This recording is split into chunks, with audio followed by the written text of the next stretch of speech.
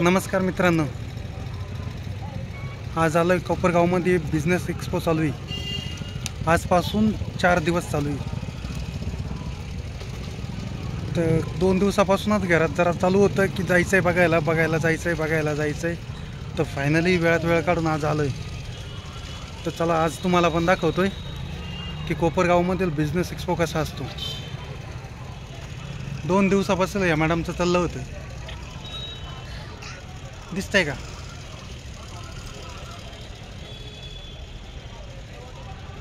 दोन दिवसापासून चाललं होतं की जायचंय, पण काय करणार आता। चला मॅडम चला।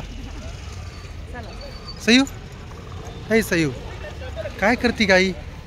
2 दिवसापासून टुमकं लावून धरलं होतं, जायचंय तर चला मग आता, है ना। ही बघ आई चालली आहे। फायनली मित्रांनो आज आलोय बिझनेस एक्सपो 2024। बघूया काय काय नवीन इनोव्हेशन बिझनेसमध्ये झालेलं आहे। ॲक्च्युली आज पहिलाच दिवस आहे ना, त्याच्यामुळे गर्दी खूप कमी आहे। महिला दिनापासून सुरू होणार होता।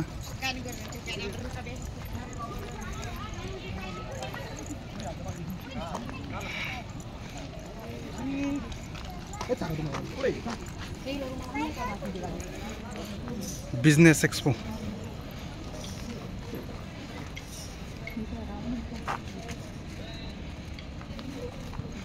चला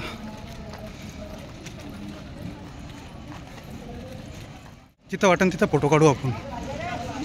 बघा तो फोटो काढण्याचा आनंद दिसतच असेल तुम्हाला।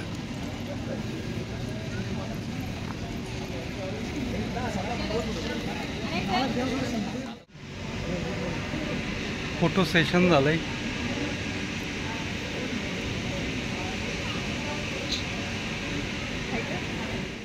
मित्रांनो एक्सपो 2024 बघा येत आहे। तर चला थीम बघू शकता मित्रांनो, एक छानशी थीम बनवलेली महाशिवरात्रीच्या निमित्ताने।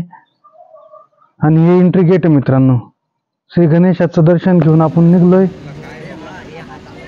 एंट्रीला बघू शकतो मित्रांनो आपण, महाशिवरात्री निमित्त एकदम छान अशी संकल्पना आहे।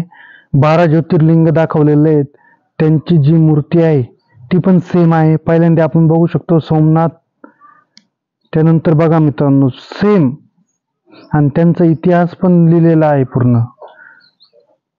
12 ज्योतिर्लिंगांचं आपल्याला दर्शन होणार आहे। त्यानंतर बघू शकतो महाकालेश्वर, त्यानंतर मित्रांनो ओंकारेश्वर, त्यानंतर बघूया आपण परळी वैजनाथ,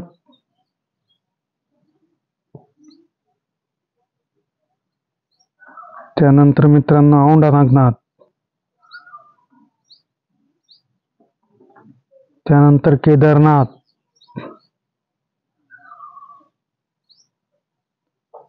त्यानंतर मित्रांनो बघू शकतो आपण त्र्यंबकेश्वर,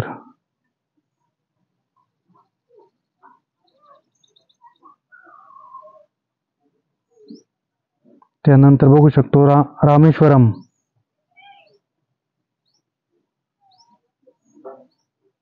त्यानंतर बघू शकतो आपण भीमाशंकर,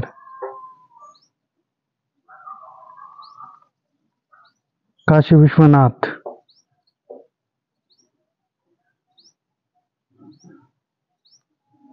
घृणेश्वर, अशा 12 ज्योतिर्लिंगांचं दर्शन घेऊन निघालोय मित्रांनो पुढे आपण। आणि तुम्ही बघू शकता मित्रांनो प्रत्येक बिझनेसचे स्टॉल मांडलेले आहेत। प्रत्येक बिझनेसला व्हिजिट करून तिथली माहिती आपण घेऊ शकतो। जे काही बिझनेस स्टॉल आहेत तिथं टोटल माहिती दिली जाते मित्रांनो। बिझनेस एक्सपो 2024 खूप मोठा आहे, त्यामुळे आपण फक्त एक ओव्हरलुक केलेला आहे। त्यामुळे आपण फक्त एक व्ह्यू तुम्हाला दाखवणार आहे कसा आहे। ॲक्च्युली माहिती घेण्यासाठी आपल्याकडे तेवढा पुरेसा वेळ नाही आहे, कारण की व्हिडिओ खूप मोठा होईल। त्यामुळे तुम्ही व्हिडिओमध्ये बघू शकता मित्रांनो की प्रत्येक स्टॉल कसा आहे, तिथं प्रत्येक जण माहिती सांगण्यासाठी थांबलेला आहे। चला तर पुढं पण दाखवा. जे नॅशनलाइज बँक आहे त्यांचे पण स्टॉल आहे, SBIचा स्टॉल आहे मित्रांनो. तिथं तुम्ही होम लोन वगैरे काही पाहिजे तुम्हाला माहिती तर ते घेऊ शकता. जॅगवार जे फिटिंग आहे त्यांचा पण स्टॉल आपण बघू शकतो. त्यानंतर मित्रांनो ट्रॅक्टर वगैरे, सीएट टायर सर्वांचे. त्यानंतर आम्ही इथं आलेलो आहे. इथं फोटो काढण्यासाठी एक मस्त त्यांनी पॉईंट बनवलेला होता.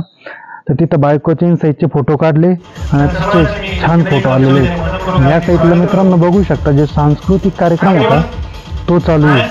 तिथं मनोरंजन वगैरे, गाणे वगैरे असे विविध कार्यक्रम चालू आहेत. म्हणजे एका साईडला बिझनेस पण चालू आहे आणि एंटरटेनमेंट चालू आहे. या ठिकाणी एक दुसरा पॉईंट बनवला होता जिथं आपण फोटो काढू शकतो मित्रांनो. त्यानंतर दुसऱ्या सेक्शनकडे निघालो मित्रांनो आपण, जिथं बचत गट आणि विविध प्रकारचे स्टॉल लागलेले होते. बचत गटांचे बाय प्रोडक्ट वगैरे ज्यांनी बनवलेले आहेत ते. त्यानंतर तुम्ही इथं VR गेम्स बघू शकता. ऑलरेडी माणसं तिथं आहेत आणि जे स्टॉल वगैरे आहे मित्रांनो ते पण बघू शकता. आता वेळ होती ती साईला काहीतरी घ्यायची, कारण की तिला तिथं बेल्ट खूप आवडला होता. त्यानंतर इकडे लेडीज मटेरियल वगैरे सगळे शॉपिंग जी आहे ती लेडीजचीच होती, त्यामुळे वेळ तर नक्कीच लागणार, बरोबर ना मित्रांनो. त्यानंतर इथं बघू शकता लेडीज बॅग, त्यानंतर जे काही लेडीजचे शॉपिंगसाठी जे काही लागणार होतं ते सर्व होतं. त्यानंतर मित्रांनो बघू शकता प्रत्येक स्टॉल एकदम व्यवस्थित डिझाईन केलेला होता, स्टॉक व्यवस्थित भरलेला होता. आणि जे मित्रांनो छोटे छोटे उद्योगधंदे असतात त्यांना ब्रँड प्रमोशन करण्याची ही एक चांगली संधी असते, कारण की छोट्या मोठ्या गावातून बरेचसे माणसं इथं बघण्यासाठी येत असतात. कोपरगाववासी आणि कोपरगावच्या जवळपासचे सगळे गाव. हे बघा फायनली बेल्ट सिलेक्ट केलेला आहे, कसा आहे नक्की सांगा. आणि आणखी शॉपिंग करायचं काम चालूच आहे. तरी आपण त्यांचं शॉपिंग चालू असताना आपण दुसरे स्टॉल बघून येऊ. त्यानंतर इकडे बघू शकता आपण दुसऱ्या साईडला घेतो तर त्या साईडला बघू शकता टोटल जे स्टॉल होते ते लेडीजसाठीच होते. लेडीज शूज, लेडीज बेंटेक ज्वेलरीज, त्यानंतर कपडे असे विविध स्टॉल होते. त्यानंतर आपल्याला काही कुठल्या गोष्टीची वगैरे माहिती घ्यायची असेल तर ते पण तिथं व्यवस्थित भेटत होती.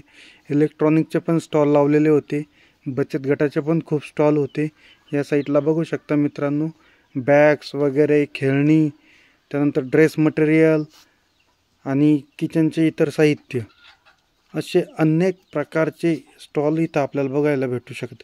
जे काही इलेक्ट्रॉनिक्समध्ये प्रिंटर्स, टेलिव्हिजन्स यांचे पण होते.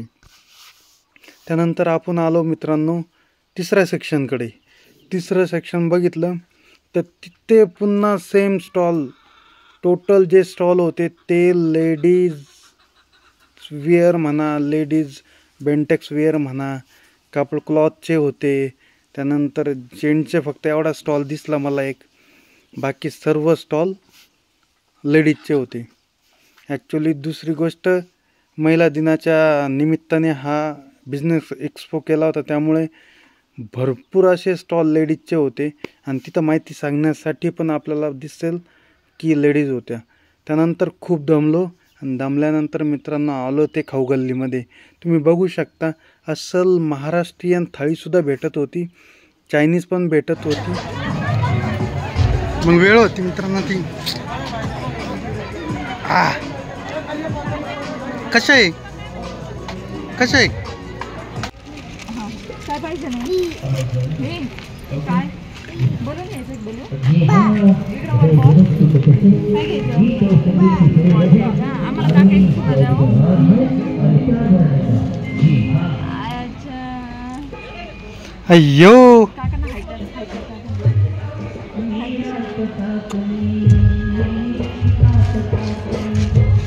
चला चेहऱ्यावरचा आनंद बघा, चेहऱ्यावर एक वेगळी चला. खुशी आहे.